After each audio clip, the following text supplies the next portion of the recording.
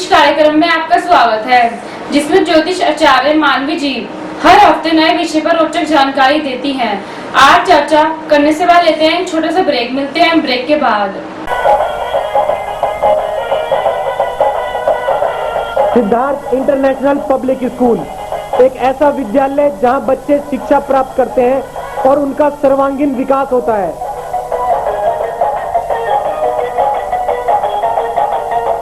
यहाँ पढ़ाई के अलावा खेलकूद, योगा, कंप्यूटर शिक्षा, मनोरंजन के लिए झूले तथा स्काउट गाइड भी सिखाई जाती है।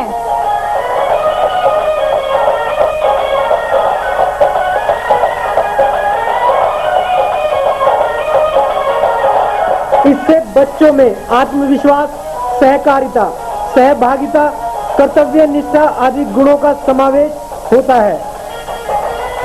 यहाँ हिंदी, अंग्रेजी माध्यम सह शिक्षा के साथ साथ बच्चों को लाने व ले जाने के लिए यातायात सुविधा भी उपलब्ध है।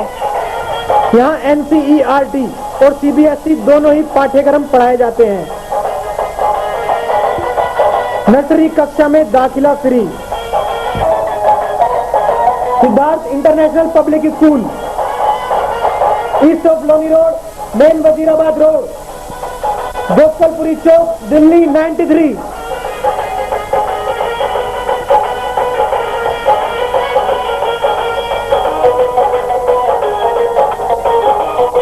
Telephone number 2281 783 2281।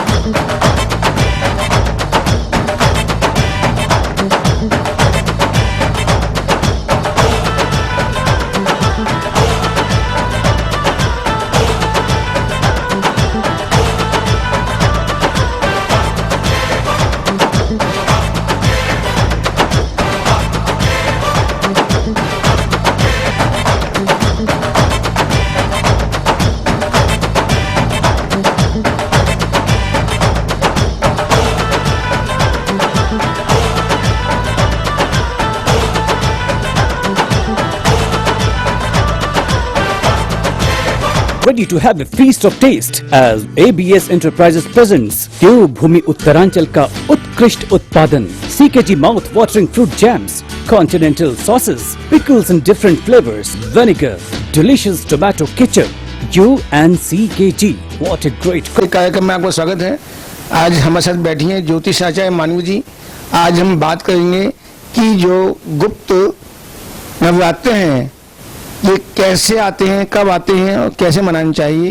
इसके साथ साथ हम वास्तु दोष, ज्योतिष दोष और चंडाल दोष से कैसे हम बचाव कर सकते हैं। आइए बात करते हैं ज्योतिष आचार्य मानवी से, इनका उपाय क्या है। जनवरी से गुप्त नवरात्रि मनाए जा रहे हैं। ये गुप्त नवरात्रि क्या है? वो नवरात्रि में हमने एक सिखाया जाता है और 1 मार्च के बाद आता है। ये कौन सा है? देखिए गुप्त हैं, इसलिए इसका किसी को नहीं पता। ये सिर्फ वही लोग जानते हैं जो नवरात्रों के बारे में जानते हैं।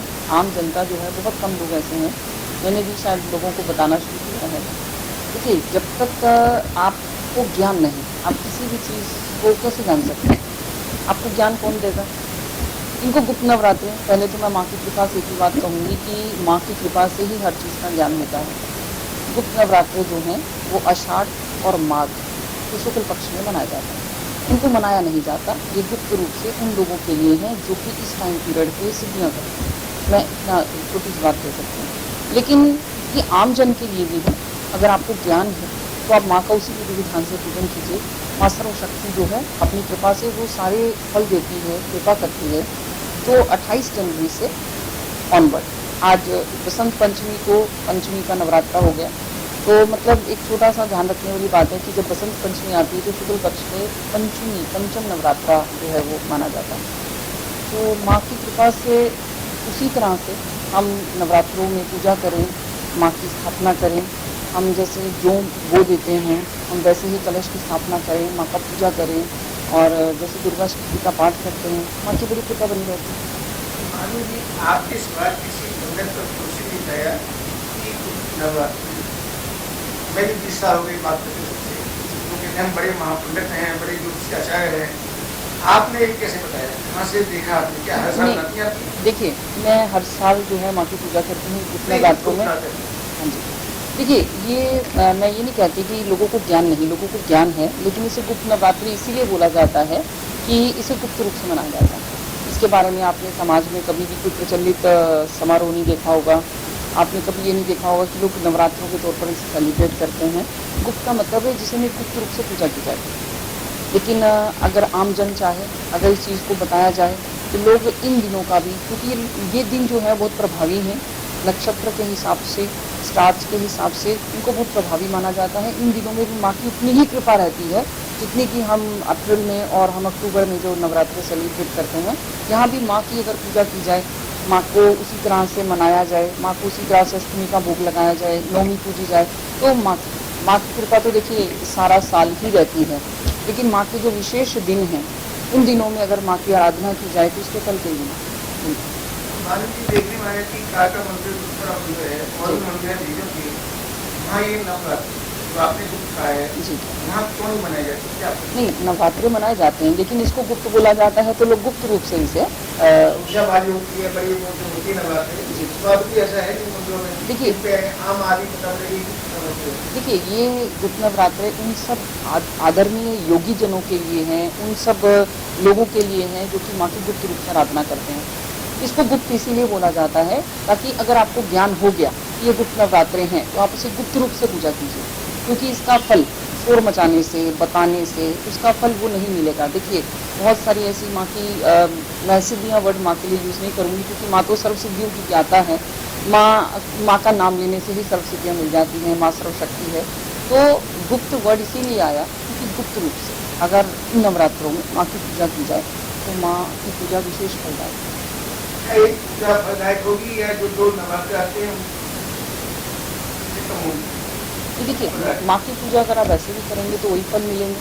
नवरात्रों में माँ की शक्ति, माँ की पावर कुछ ज़्यादा होती है। माँ साक्षात सर्वशक्तिमान है और साक्षात विराजमान है और साक्षात आपके सामने आपको उसकी कृपा देखने को भी मिलती है।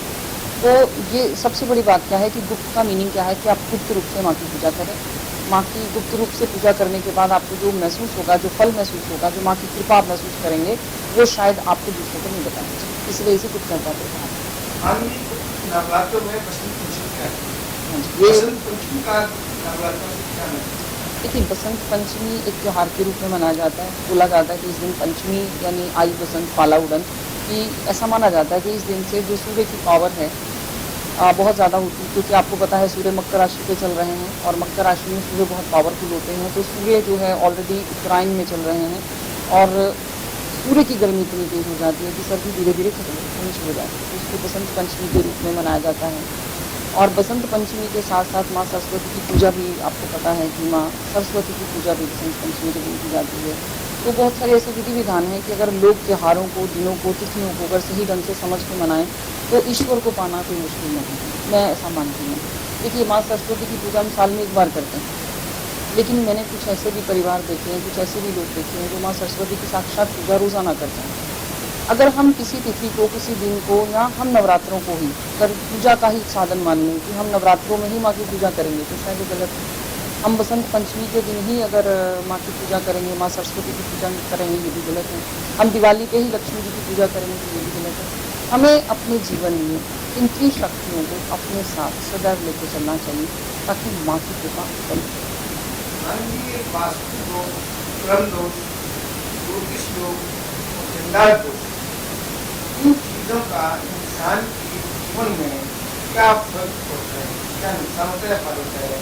आपने चंडाल दोष कहा, चंडाल दोष क्या दोष है, किसको कहते हैं चंडाल दोष? वास्तु दोष सब जानते हैं, वो सब जानते हैं, चंडाल दोष को जानता नहीं होगा। देखिए ऐसा है, हमारा जो भी कर्म है, जो हमारे कार्मिक कर्म हैं, एक हमारे नित्य कर्म हैं, जो हम अपना खाना पीना नहाना धोना करते हैं, ये हमारे नित्य कर्म हैं। लेकिन कार्मिक कर्म जो हैं, जिसमें हमारे मानसिक कर्म भी हैं, हमारे शारीरिक कर्म भी हैं, इन कर्मों के माध्यम से ही हमारा प्रारब्ध बनता है। हम अच्छा और बुरा जो भी कर्म करते हैं वही हमारे प्रारब्ध का निर्माण करते हैं। हमारा जो प्रारब्ध है वही हमारा भाग्य है और हमारे इसी प्रारब्ध की वजह से हमें आगे आने वाले जीवन में हमें ऐसे ग्रह नक्षत्र मिलते हैं कि हम उनके द्वारा, उनके माध्यम से ही भोग और योग मतलब हमें मिलता है।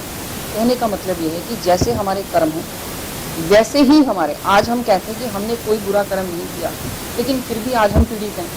तो इसका सबसे बड़ा कारण हमारे ग्रहचाल हमें ऐसी ही क्यों मिली, हम इसी समय ही क्यों जन्म लिया, हमने इसी नक्षत्र में क्यों जन्म लिया, हमने इसी घर में क्यों जन्म लिया।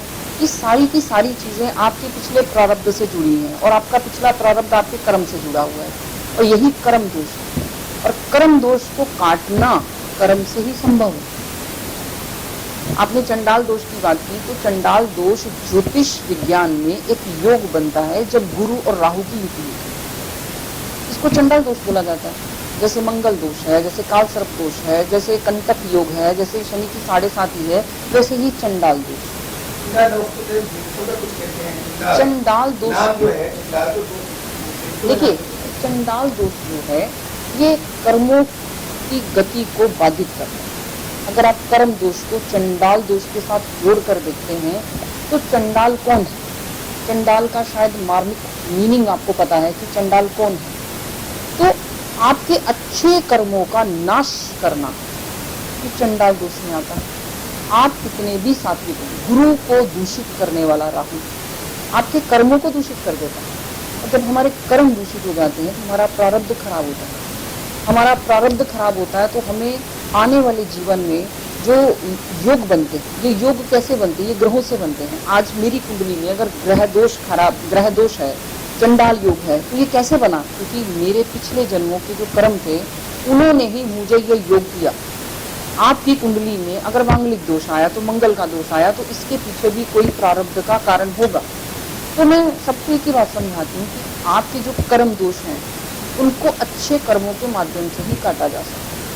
आपके पास और कोई भी उपाय नहीं है। देखिए, कर्मों को कर्मों के माध्यम से काटिए। आज हमारे जैसे विद्वान बहुत सारे उपाय करवा देते हैं, आपको बहुत सारे रास्ते देते हैं, ये करने से ऐसा हो जाएगा, ऐसा करने से ऐसा हो जाएगा। लेकिन मैं सबको एक बात समझाती हूँ कि आप अपने उपाय को कर्म बना लीजिए। आज हम 4 बार लड्डू जो हैं वो कहीं जाकर बांट देते हैं, उसके बाद हम पूछते हैं कि मैडम हम कितनी बार ये काम करें, आप क्यों नहीं इस काम को रेगुलर करते। आप दान पुण्य करते हैं तो 16 सोमवार ही करते हैं, या आप 4 सोमवार ही जाकर दूध चढ़ाते हैं, या आप 10 सोमवार ही किसी पंडित या ज्योतिष या विद्वान के कहने पर ही भगवान शिव को जल चढ़ाते हैं। अगर आप इस उपाय को कर्म के रूप में चलाएं तो आपको कभी किसी भी ग्रह दोष का भागी बनना नहीं पड़ेगा। तो मेरा कहने का पर्पस क्या है कि आप अपने कर्मों को सुधारिए। आपकी जन्म कुंडली में अगर चंडाल दोष भी है, मंगल दोष भी है, शनि दोष भी है, या किसी भी ग्रह का कोई भी दोष है, आप उससे रिलेटेड जो उपाय करते हैं उनको उपाय समझ के मत कीजिए। आज अगर हम हनुमान जी के मंदिर जाते हैं, नारियल चढ़ाते हैं, तो उसके पीछे हमारा पर्पस नारियल चढ़ाना है क्योंकि हमारा मंगल दोष है। अब वक्त है एक छोटे से ब्रेक का, बाहर की बातचीत ब्रेक के बाद।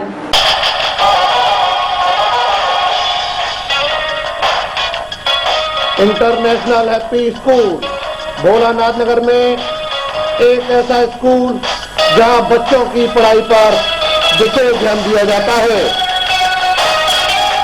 बच्चों की बेहतर पढ़ाई के अलावा कंप्यूटर शिक्षा सिखाने के साथ साथ विज्ञान प्रयोगशाला भी है।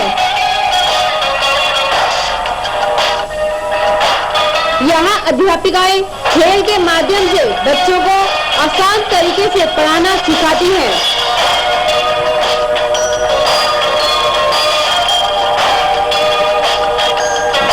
समय समय पर विभिन्न प्रकार की प्रतियोगिताओं में बच्चों को पुरस्कार प्रदान करके उनकी प्रतिभा को बढ़ावा दिया जाता है। सरकार द्वारा मान्यता प्राप्त इंटरनेशनल हैप्पी स्कूल पता international happy school, Bholanath Nagar, opposite Ramlila ground, Shahdara 32।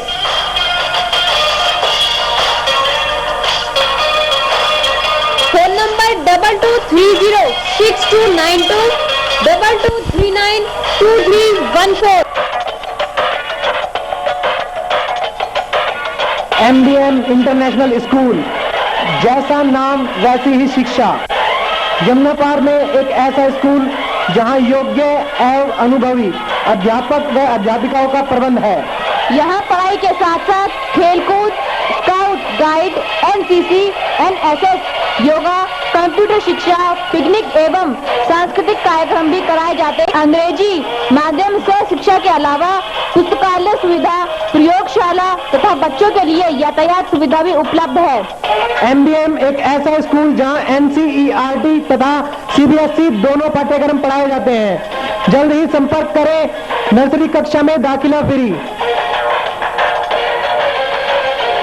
पता एमबीएम इंटरनेशनल स्कूल, डी 508/8, गली नंबर 3, मेन वजीराबाद रोड, नजदीक रेलवे फाटक, Ashok Nagar, Delhi 93। Phone number 22573594। Website www.siddharthinternational. Break के बाद आपका स्वागत है। हम ईश्वर से मिलने कभी भी नहीं जाते। हम अपना कर्म नहीं कर रहे, हम उपाय कर रहे हैं।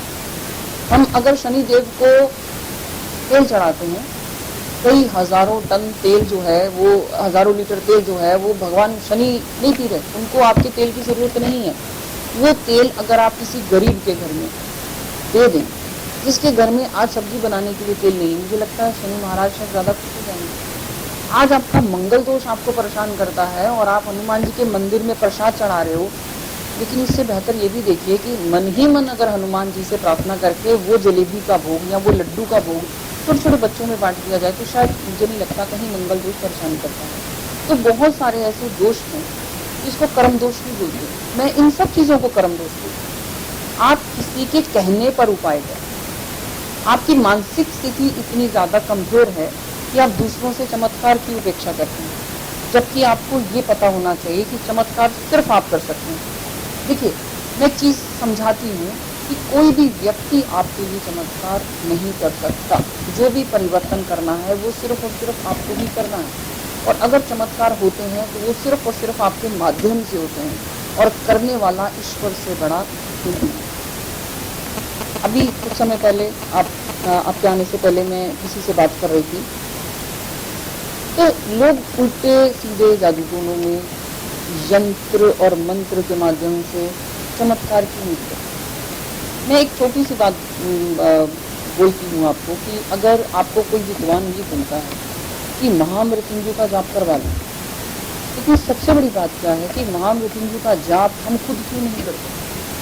हमारे ऊपर कभी कष्ट आ ही नहीं सकता, और अगर कोई कष्ट ऐसा आ गया है तो आप खुद उसको जाप लीजिए। देखिए, किराए का मकान चाहे कितना भी सवार लो, उसका कभी भी वो चीज़ आपकी अपनी नहीं होती। कोई व्यक्ति आपके लिए अगर आपके बिहाफ पर काम करता है तो क्या गारंटी है कि उसका फल आपको मिलेगा? आज लोग कालसर्प दोष की पूजा भी कराते हैं, लोग मंगल दोष की पूजा कराते हैं, उसके बाद भी आपके पास आते हैं क्योंकि उनको वो फल नहीं मिला होता जो उनको उस पूजा और अनुष्ठान से मिलना चाहिए। तो सबसे बड़ा कर्म जो है, ये सबसे बड़ा यज्ञ जो है वो आपका कर्म ही है। अगर आप अपने कर्मों को भी अपना यज्ञ बना लीजिए, आप अपने कर्मों को अपना अनुष्ठान बना लीजिए, आप अपने कर्मों को ही अपने उपाय बना लीजिए, तो मुझे नहीं लगता कि हम जैसे लोगों की ज़रूरत है। हम जैसे लोग, हम एस्ट्रोलॉजर या हम ज्ञान देने वाले, हम रास्ता देने वाले सिर्फ और सिर्फ एक माध्यम है। अगर हमारे माध्यम से आपको कोई रास्ता मिलता है तो मुझे लगता है कि आपको उस रास्ते को अपने कर्मों की सदगति बना लेना चाहिए, तो फिर कोई दोष नहीं रह जाएगा। मानसिक संतुष्टि सबसे बड़ा साधन है। जब तक उपाय करने के बाद भी अगर मानसिक संतुष्टि नहीं मिली तो कोई उपाय फल नहीं देगा। देखिए, पानी में नारियल बहाने से या किसी, देखिए पेड़ को, हम पीपल के पेड़ को जल देते हैं, पीपल के पेड़ को आपको जल की जरूरत नहीं है। अगर मानिए इस बात को, तो पीपल की जड़ें, कहते हैं बहुत सारे ऐसे पेड़ हैं, कहते हैं कि प्रभु कृपा से पीपल की पेड़ की जड़ें तो बहुत डीप डेप्थ में जाती हैं। ऐसा हमारे शास्त्र भी कहते हैं कि जो देव तत्व के पीपल के पेड़ हैं आज भी इस धरती पर हैं, जिसकी जड़ें पाताल तक जाती हैं। तो हमारे एक लोटा जल देने से पीपल पनपता नहीं है। तो पर्पस क्या है कि उसके नीचे जो जीव जंतु है, आज हम कोई मीठा डालते हैं या हम आटा डालते हैं, उसका पर्पस एक माध्यम बनना है कि आप उस पीपल के पेड़ के नीचे के जो जीव जंतु हैं, आप उनका एक माध्यम बन रहे हैं। हमारे द्वारा दिए गए जल की पीपल को जरूरत नहीं है, और अगर हम देते हैं तो हम अपना भार पीपल को दे रहे हैं। तो हम एक माध्यम बने, एक शक्ति बनकर ना उभरे। हम कोई शक्ति नहीं है। अगर हमें शक्तिशाली बनना है या चमत्कार करना है तो हम अपने लिए करें, दूसरों को उसकी रियलाइजेशन ना हो। आपने कहा कि पूर्ण विरागी पूरे काम इस जिंदगी में काम आते हैं। इंसान क्या प्रक्रिया प्रारंभ क्या था, मेरे पूर्व में क्या काम किए, जिनका भुगतान मुझे करना पड़ रहा है। आपने कहा कि इस समय अच्छे काम किए हैं, जो बताने की जब हमारे जन्म में क्या तो पूर्व जन्म का प्रभाव कैसे पड़ता है इंसान पर, किस उम्र किस केस के अंदर? देखिए, प्रभाव तो है। आज मेरे साथ कुछ बुरा हो रहा है और मैंने इस जन्म में कुछ भी बुरा नहीं किया, और आज मैं जो भी भुगतान कर रही हूँ या कर रहा हूँ उसका फल तो मैं आज भुगतान कर रही हूँ, उसका फल मुझे आज मिल रहा है। देखिए, भूलना, देखिए, भूलना ईश्वर का दिया गया बहुत बड़ा वरदान है कि हम पिछला जन्म भूलकर आज इसी जन्म में कंसंट्रेटेड हैं। हमारा पास्ट क्या था, पिछले जन्म का पास्ट क्या था, उसको जानना शायद इंसान के लिए संभव नहीं है। प्रभु कृपा के बिना जाना जा सकता है, लेकिन आसान नहीं है। दूसरी बात, प्रारब्ध का कष्ट ही तो हम भोग रहे हैं, और प्रारब्ध का कष्ट आपके पास चलकर आएगा। अगर अच्छा है कर्म तो बुरा है। देखिए, प्रारब्ध की वजह से ही हमें एक गरीब घर में जन्म मिलता है, प्रारब्ध की वजह से ही हमें किसी पर्टिकुलर कंट्री देश में जन्म मिलता है, प्रारब्ध की वजह से ही हमारा एक पर्टिकुलर टाइम होता है, हम उस ग्रह चाल में जन्म लेते हैं जो हमें सारी जिंदगी सुख और दुख देती है। आपका प्रारब्ध और आपके कर्म ही डिसाइड करते हैं कि आपका अगला जन्म कैसे होगा। मैं एक ही बात बोलती हूँ, अगर आपको सुखी रहना है तो आप जो पीछे चला गया, जो पास्ट है, वो तो कभी भी बदला नहीं जा सकता, लेकिन जो वर्तमान है, जो आज आप फेस करते हो, उसको तो बदल सकते हैं, और उसको बदलने का एक ही साधन है, वो है आपका कर्म। मैं एक छोटी सी बात बोलती हूँ। आज हम वास्तु की बहुत बड़ी बड़ी बातें करते हैं। मैं किसी को बता रही थी कि वास्तु में एक मकान को अगर सेंटर में छोड़ दिया जाए, आप उसके इस तरफ खड़े हो जाओ तो वो पश्चिम मुखी हो जाएगा, आप इधर खड़े हो जाओ तो नॉर्थ में हो जाएगा, अगर आप इधर हो जाओ तो ईस्ट में हो जाएगा, आप इस तरफ हो जाओ तो साउथ मुखी हो जाएगा। लेकिन ये मेरे देखने की दृष्टि है कि मैं घूम रही हूँ और दिशा बदल रही हूँ, लेकिन वो तो धरती का ही एक हिस्सा है। देखिए, सोफा किसी भी डायरेक्शन में पड़ा हो वो उतना दोष नहीं देता जितना आपके माध्यम से किए गए कर्म आपको दोष देते हैं। आपके कर्म अगर अच्छे नहीं हैं तो घर में आप कितने भी वास्तु करा लीजिए, आप कितने भी वास्तु से रिलेटेड सामान रख लीजिए, आप कितना भी अच्छा कर्म, अगर आपके कर्म अच्छे नहीं हैं तो वास्तु से रिलेटेड आप जितने भी कर्म कांड करवा सकते हैं करवा लीजिए, आपको कोई फर्क नहीं पड़ेगा। क्योंकि हमारे द्वारा जो किए गए कर्म हैं अल्ट्रा हमें वही बेनिफिट देते हैं। आपके घर में महलों जैसे घर हैं, लेकिन घर में अगर इज्जत नहीं है, अगर शाउटिंग बहुत ज़्यादा है, अगर रिस्पेक्ट नहीं है, तो पैसा तो छलकता है लेकिन कर्म नहीं छलकता। वो आज नहीं तो कल आपको उल्टा असर देगा ही देगा, आप परेशान रहेंगे ही रहेंगे।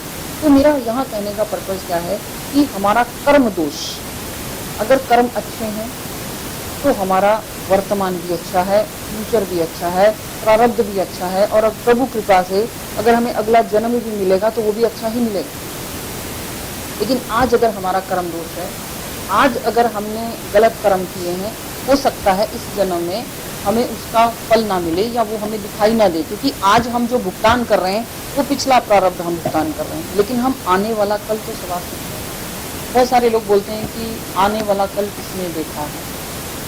तो देखिए, आज हम जो भुगतान कर रहे हैं ये हमने पहले नहीं देखा था, आज हम सफ़र करते हैं। अक्सर लोग बोलते हैं कि मैंने तो इस जन्म में कुछ नहीं किया, तो कहीं किया होगा। तो इसलिए मेरा सबसे ज़्यादा स्ट्रेस जो है, जो मेरे टीचिंग में रहता है, लोगों को समझाने में रहता है कि आप अपने कर्म दोष से हमेशा मुक्ति पाइए, कर्म का रास्ता आपने कभी नहीं छोड़ा।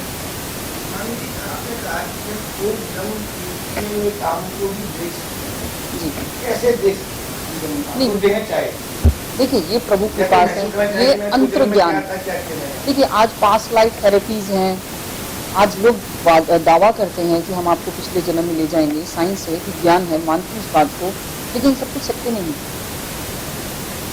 ये ईश्वर की कृपा से ज्ञानी जन अपनी साधना से दिख सकता है कि वो पिछले जन्म में क्या था, लेकिन प्रभु ने ये कृपा सबके ऊपर नहीं दी और ना ही कोई भी व्यक्ति जान सकता है।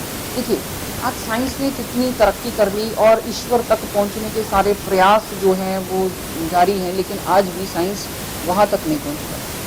आज साइंस ये तो समझ गई कि आत्मा जो है वो कोई सब्सटेंस है, कोई ऐसी वाइब्रेशंस है जो शरीर में रहती है और उसके निकल जाने के बाद शरीर जो है वो डेड माना जाता है, लेकिन आज तक साइंटिस्ट भी आत्मा को पकड़ नहीं पाए। ये कहाँ से निकली ये तो उन्होंने बता दिया, लेकिन ये कहाँ चली गई इसको आज तक जानने की किसी के पास कोई भी शक्ति नहीं है। ईश्वर के एग्जिस्टेंस को साइंस नहीं मानती, लेकिन ऐसे ज्ञानी हैं, ऐसे साधु जन हैं जो अपनी साधना से उस शक्ति को, उस ताकत को महसूस करते हैं। हमारी बहुत सारी ऐसी इन्वायरमेंटल एनर्जीज़ हैं, पॉजिटिव एनर्जीज़ हैं जो अपना आभास देती हैं। तो मेरे कहने का पर्पज़ क्या है कि प्रारब्ध को देखना आसान नहीं है, इसको सिर्फ महसूस किया जा सकता है और महसूस करने का बहुत ही अच्छा साधन है कि हम आज ये महसूस करें कि आज अगर मेरे साथ बुरा हो रहा है और जिसमें मेरा कोई दोष नहीं है, शायद मेरे माध्यम से पीछे कोई कर्म ऐसे किए गए हैं जो कि अच्छे नहीं, जिसका मुझे आज जवाब देना है। देखिए, नियति फिक्स है, प्रारब्ध फिक्स है। प्रारब्ध दो तरह से है, एक तो फिक्स है जिसमें आपका जन्म, मरण, शादी, ब्याह, मिलना, बिछुड़ना, नफा नुकसान सब फिक्स। लेकिन कुछ ऐसे द्वार भी ईश्वर ने खोले हैं कि आप अपने कर्म के माध्यम से उन चीज़ों को बदल सकते हैं। जन्म मृत्यु नहीं बदल सकते, शादी ब्याह नहीं बदल सकते, मिलना बिछड़ना नहीं बदल सकते, लेकिन हाँ, अपना नफा नुकसान बदल सकते हैं, मान अपमान बदल सकते हैं। अगर आपके कर्म अच्छे हैं, अगर आप अच्छे कर्म करते हो, अगर आप अपना टैक्स चुका देते हो, आप रोड टैक्स देते हो, टोल टैक्स देते हो, बहुत सारे टैक्सेस देते हो, लेकिन अगर आप उस ईश्वर का टैक्स दे दो, उस ईश्वर का टैक्स देने से आपके बहुत सारे जो कर्जे हैं वो माफ़ हो जाते हैं, बहुत सारे नुकसान माफ़ हो जाते हैं। अब वक्त है एक छोटे से ब्रेक का, बाकी बातचीत ब्रेक के बाद।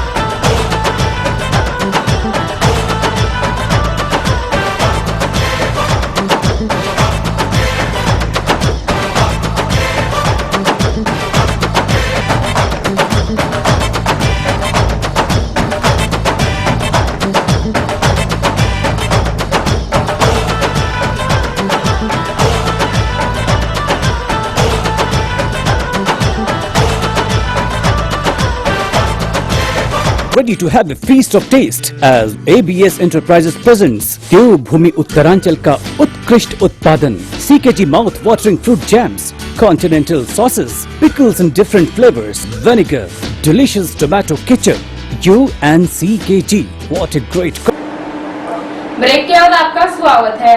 ईश्वर आपको उस स्टेटस में लेके आता है जब आप मेंटली सेटिस्फाइड हो जाते हो, बशर्ते आपके कर्म बहुत अच्छे हैं। गांधी जी कहते हैं कि सारे साथी सभी भैया सभी इंसान को बड़ा फर्क डालती है। क्या हम शनि ग्रह को बदल सकते हैं? क्या करना चाहिए कि शनि ग्रह हमको हावी हो? देखिए, कोई भी ग्रह को बदलना किसी भी इंसान के बस की बात नहीं। तो उसका इंजाम तो कुछ कर सकते हैं शनि ग्रह। देखिए, मैं एक बात जानती हूँ कि हमारी जितनी भी प्लानिटरी पोजीशंस हैं, हमारे जितने भी ग्रह हैं, जितने भी नक्षत्र हैं, ये एक मैकेनिज्म है और इस मैकेनिज्म को क्रिएट करने वाला गॉड है, ईश्वर है। उसने हमारे कर्मों के भुगतान करने के लिए एक सिस्टम मेंटेन कर लिया कि हम अपने कर्मों का भुगतान, अपनी नियति और अपने प्रारब्ध को इस तरह से भोग सकते हैं। देखिए, कोई भी ग्रह आपके कर्मों के अनुसार ही आपको फल देता है।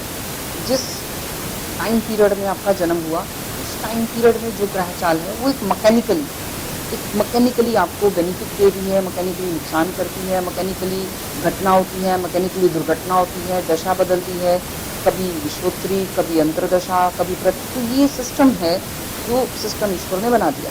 जैसे 1 + 1 + 1 + 1 = 4, उस सिस्टम को बदलने का काम जो है वो भी ईश्वर ही करता है। 2 + 2 = 4, 1 + 3 = 4, इक्वेशंस बदल सकती हैं, लेकिन जो जमा और घटाव है वो बराबर का ही रहता है।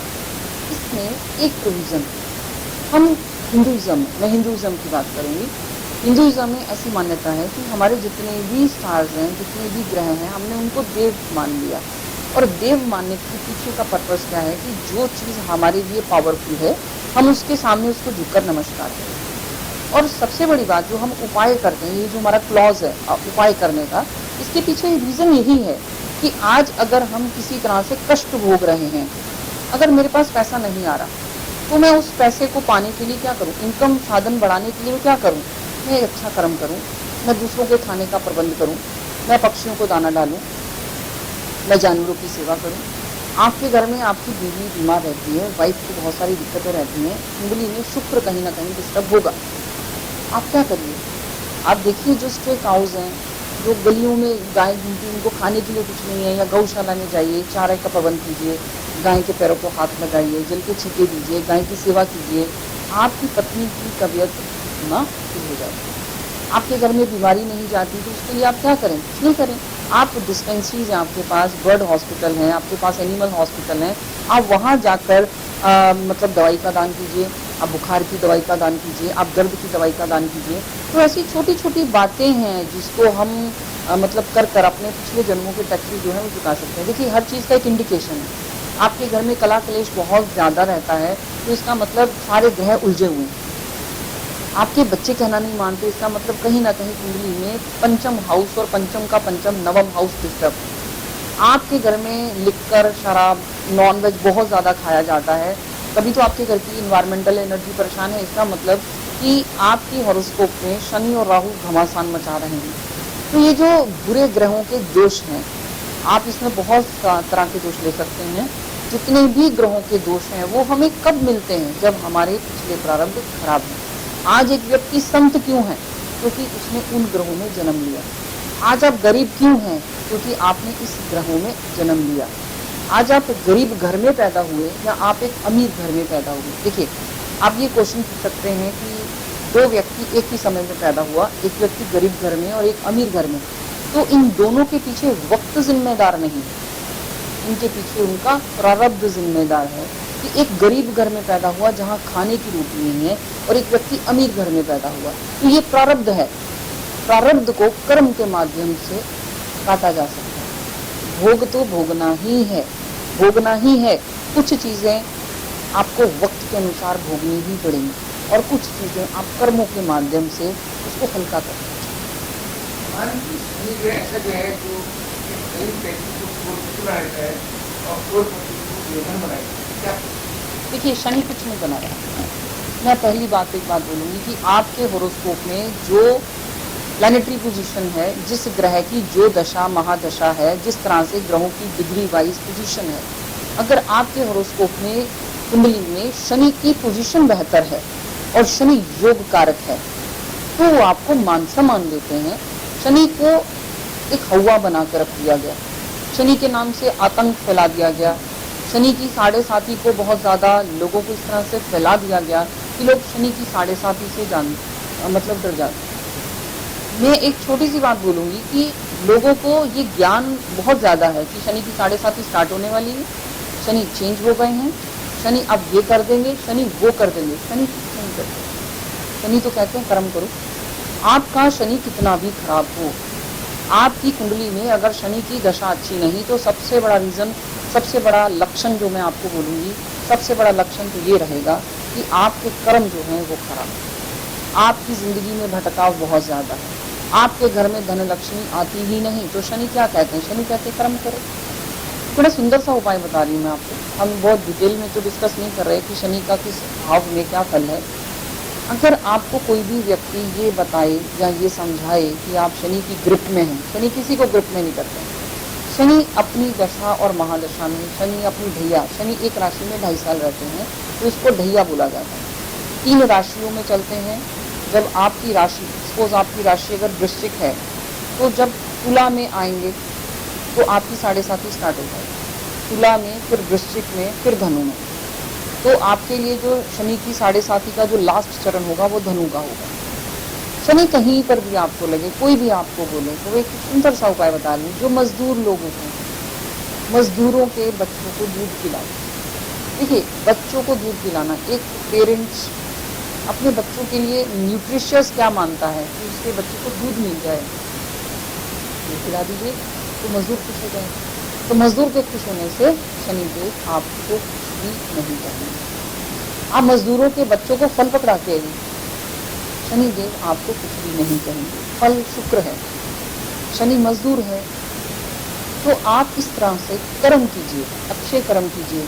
आप शनि की ग्रुप में हैं, सपोज आपका शनि इस तरह से चल रहा है, शनि ये कर देगा, तो कभी झूठ मत बोलिए, मैले कपड़े मत पहनिए, बुजुर्गों की सेवा कीजिए। शनि शनिश्चर आए है तो कर्म कीजिए। आप शनि की, लोग बोलते हैं आप पश्चिम दिशा में मत जाइए, पश्चिम दिशा में नुकसान होगा। चारों दिशाओं को ईश्वर का रूप मानते हुए कहीं कोई भी कर्म कीजिए, लेकिन कर्म सात्विक रखिए। शनि कभी भी नुकसान नहीं करता। मानो जी बहनों के अंदर राशि का गोचर हो जाए, शनि का गोचर हो जाए, तो क्या प्रभाव पड़ेगा? धनु में शनि महाराज आने, अगर कुंडली वाइज देखा जाए तो धनु लगन और धनु राशि वालों के लिए आप देखिए, दशम मकर जो है जब धनु में आ जाएंगे, तृतीयेश और द्वितीयेश का कारक लगन में आ जाता है, तो बहुत सारी समस्याओं का कारण बनते हैं। लेकिन मैं हमेशा एक ही बात बोलती हूँ कि समस्याओं का कारण बनते हैं। शनि जहाँ बैठते हैं वहाँ नुकसान नहीं करते। शनि हमेशा अपनी दृष्टि के माध्यम से अपनी प्रेजेंस को दिखाते हैं। शनि का तीसरे हाउस में, सप्तम हाउस में, दशम हाउस में जो दृष्टि है, जो दृष्टि का माध्यम है, वहाँ नुकसान करते हैं। लेकिन नुकसान कहाँ करेंगे? जहाँ लोग झूठ बोलेंगे, जहाँ शराब पिएंगे, जहाँ पर गाली गलौज करेंगे, जहाँ पर घर की इन्वायरमेंटल एनर्जी अच्छी नहीं है, जहाँ पर घरों में दरारें हैं, जहाँ पर लोग उल्टे सीधे रास्तों से पैसा कमाते हैं, वहाँ शनि नुकसान करेंगे। शनि नुकसान नहीं करेंगे। आज अगर आप सत्य की पथ पर चलते हैं, आप ईश्वर का नाम लेते हैं, शनि महादेव की पूजा करने वाले को कभी कुछ नहीं कहते। शनि भगवान कृष्ण, जो कृष्ण की पूजा करते हैं भगवान की, उनको कुछ नहीं कहते। जो माँ दुर्गा की पूजा करते हैं, माँ कालिका की पूजा करते हैं, शनि महाराज, उनको कुछ नहीं कहते। लेकिन पूजा में भी समर्पण होना चाहिए।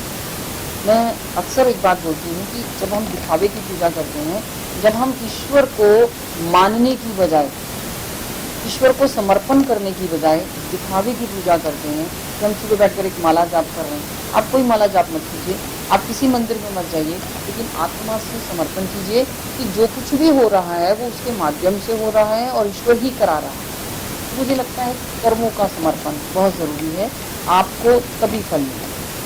मान लीजिए देखने में आया है कि ये ज्योतिष आचार्य और पंडित शनि के नाम से जनता को केतु बनाते हैं, सुबह ढिया आ गई है, सुबह साधा भी आ गई है, तो जनता को इन पंडितों से और ज्योतिष आचार्य जो है धोखेबाज, कैसे बचाव करना चाहिए? देखिए, मैं मानती हूँ जनता बहुत बुरी है, समाज में बहुत सारे ऐसे लोग हैं जो भ्रष्टाचार का शिकार होते हैं।